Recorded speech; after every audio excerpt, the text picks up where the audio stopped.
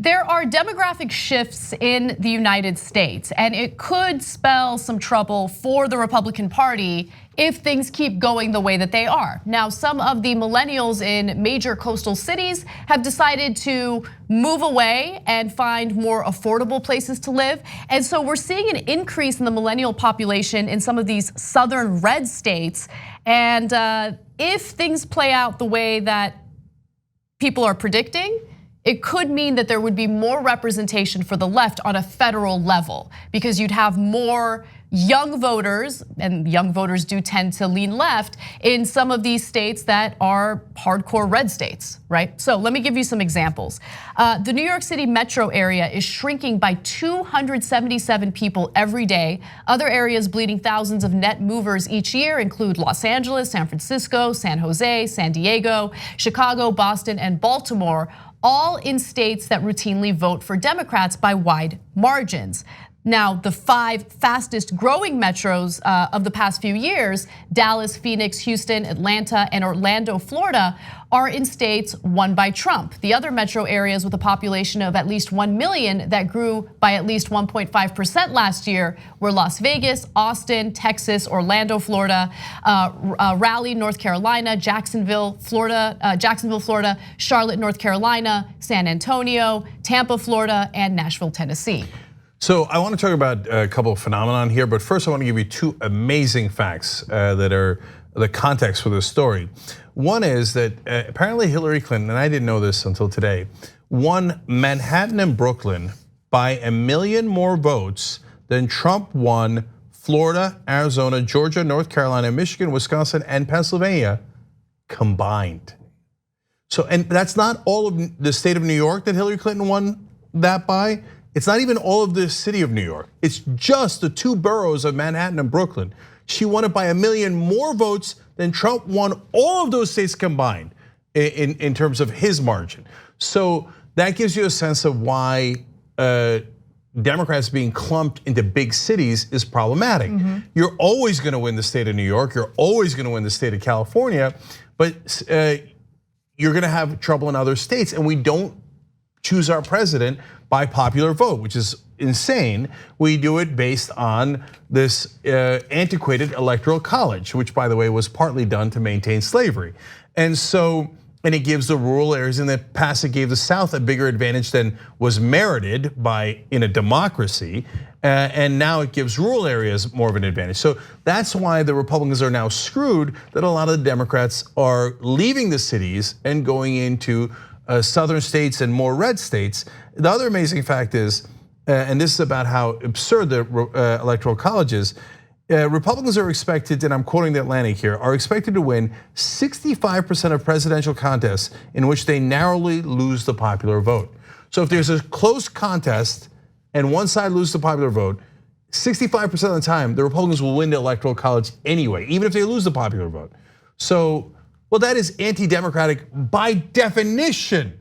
Now, people will twist themselves in pretzels saying like, oh no, you see, it's actually more of a democracy if less people want you because the votes in Montana matter more than the votes in Rhode Island. What? No, that doesn't make any sense at all. No, look, so I also used to think that that argument had absolutely no merit whatsoever, but I get it, right? So look, we have 2 Americas, let's keep it real. So you have the small town American culture, and then you have these big coastal cities. And the culture in these 2 different groups is very, very different. And so the argument is, well, you need the electoral college to protect individuals who live in these small towns. Why should it only be the coastal elites that get to make all the decisions about federal representation, our president, all of that? I get that point, but it is by definition undemocratic when you have the minority making the decision about who our president is. Now, I don't know what the right solution is because I do think that the needs of people living in Los Angeles or Manhattan are very different from the needs of people living. That's right. That's why they have their senators and they have undue power in the Senate because each state, no matter how big or how small, gets 2 senators. That's also mental. It's insane that the tiny amount of people that live in Wyoming get to have the same representation as the state of California, which would be the 6th largest country in the world if it was by itself. Yeah. So no, I don't agree to that. I know. Look, so look. No. Hold on. Okay. So when you say, hey, the elites have too much power, look, I can't stand the elites and their stupid way of thinking, both Republicans and Democratic elites. But not everybody in New York or Los Angeles or Rhode Island or Hawaii are elites. That's preposterous. No, you do not get to have more of a representation in a democracy than I do based on where you live. I don't find your culture in Alabama to be any better than the culture in Los Angeles. In fact, I find it in a lot of ways reprehensible. No. And if we have more people than you, sad day for you, it's called a democracy. And then they say, well, no, you gotta protect minority rights. Well, isn't that funny? Because you've been fighting against minority rights your whole life. Look, ultimately, now you turn around when you're the minority in Alabama and Montana, I need minority rights. I need minority rights. Look, Cenk, just real quick, I just want to be clear. I'm just telling you what the argument is, and like, I understand that argument. I'm not saying I agree with it, I understand it. And it's not about comparing cultures and determining which culture is better. I'm just pointing that out because we do live in, depending on where you are in the country, you're part of one of two Americas. There are two Americas. Yes, and our side is larger and we live in a democracy. But apparently we don't because of the goddamn electoral college that's left over from days of slavery. Well, millennials are gonna save the day. They are. So now let's talk about, as Anna was alluding to, how the Republicans are screwed. Because their one advantage is, hey, I live in these states that people don't want to live in, so I get to have more of a vote than you do. Okay, congratulations to you, by the way. But so now a lot of the voters are moving into those states. Democratic voters are. Why? And this is normal, and it's in a sense the free market. It's because we can't afford things. Exactly, these cities are too goddamn expensive, right? So New York and LA and San Francisco are preposterously expensive. We had someone who worked here leave because they were like, hey, if I go to another company that's bigger, they might actually move me to more of a rural state where I can afford to live. And that's fair, and that's why people are leaving. Who could stay in Manhattan? No, it's so unbelievably expensive.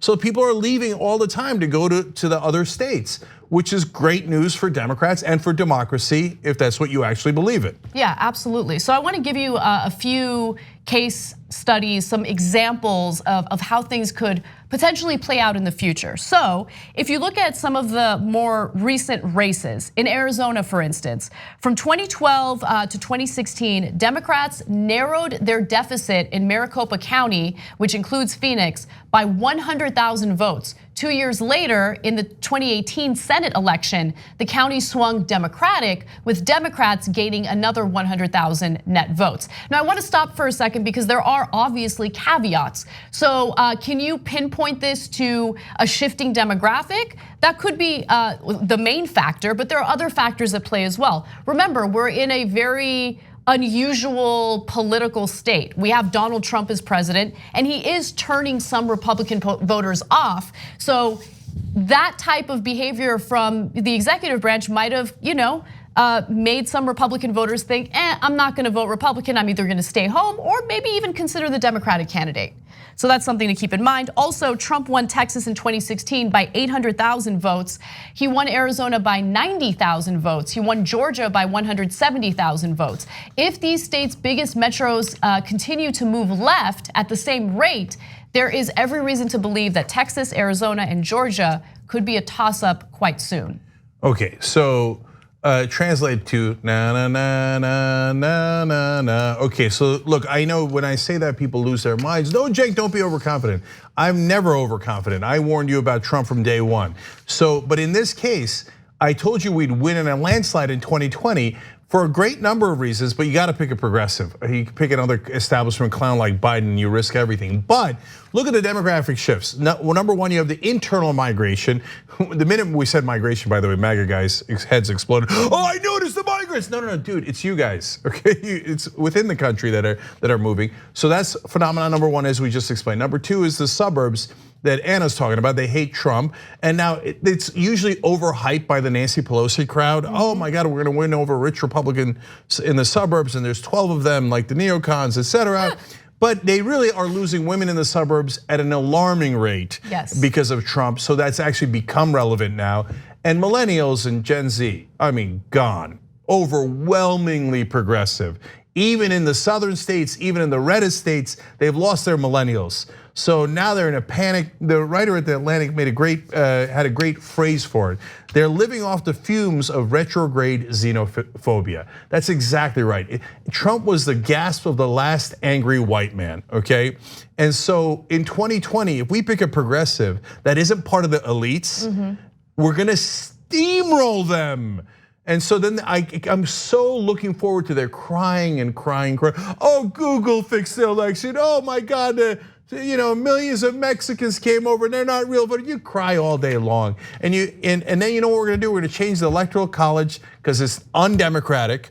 And then we're gonna wish you a lot of good luck. Oh my God, they wanted a real democracy that every vote's gonna count the same. Can you believe how manipulative the Democrats are? Oh. Not only do I love how you always have a prediction, but you like to act out the predictions. Yes, because they're fun. And you know what I love to do? Yeah, thank you. I love to make fun of right-wingers. Oh, I know. Because they richly, richly deserve it. 2 easy ways to follow the Young Turks. One is hit the subscribe button down below. Then you're a TYT subscriber. And second is ring the bell. And when you do that on YouTube, you're notified of our videos.